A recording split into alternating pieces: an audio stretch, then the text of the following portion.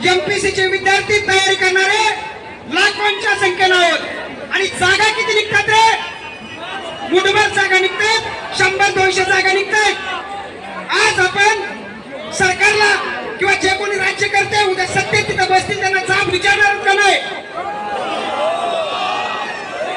मित्रांनो लक्षात ठेवा, आपण मनोरंजनासाठी तर नाही एकत्र आलो, आपल्याला आपल्या हक्कांवरती आपल्या मागण्यांवरती विचार करायचा।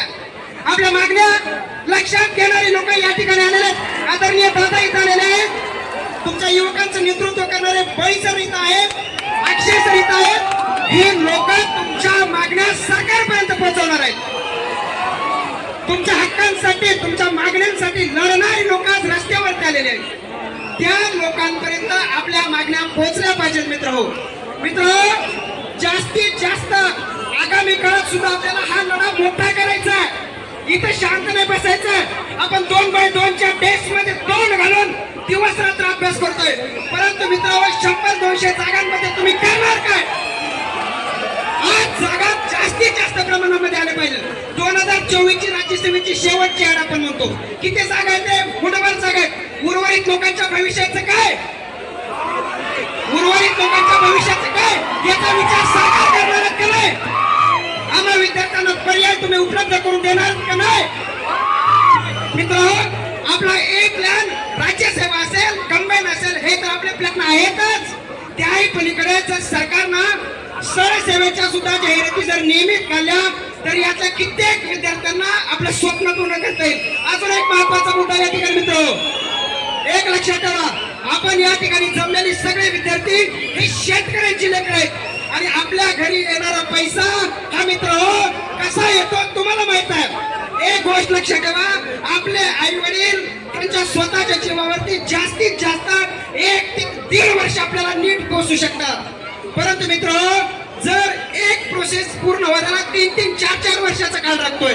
पूर्व परीक्षा एका वर्षी, मुख्य परीक्षा एका वर्षी, इंटरव्ह्यू एका वर्षी आणि जॉईनिंग अजून नाहीच मिळत। 4-4 वर्ष एक प्रक्रिया पूर्ण व्हायला लागते। मित्र रस्त्यावरती उतरून याच्यावरती सुद्धा भविष्य काळामध्ये तुम्हाला या सगळ्या लोकांच्या नेतृत्वाखाली आंदोलन करावं लागतील। आपल्या हक्कांसाठी आपल्या मागण्यांसाठी संविधानिक माध्यमातून हे लढे पुन्हा उभा केले पाहिजे।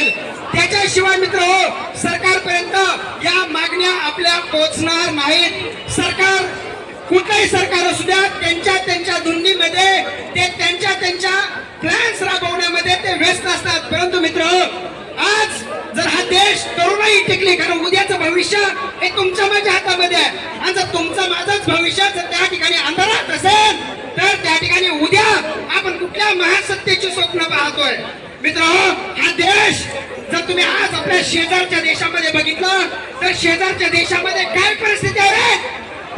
तुम्ही आज बांगलादेशचा विचार करा, पाकिस्तानचा विचार करा किंवा शेजारच्या देशाचा विचार करा, आज काय परिस्थिती आहे?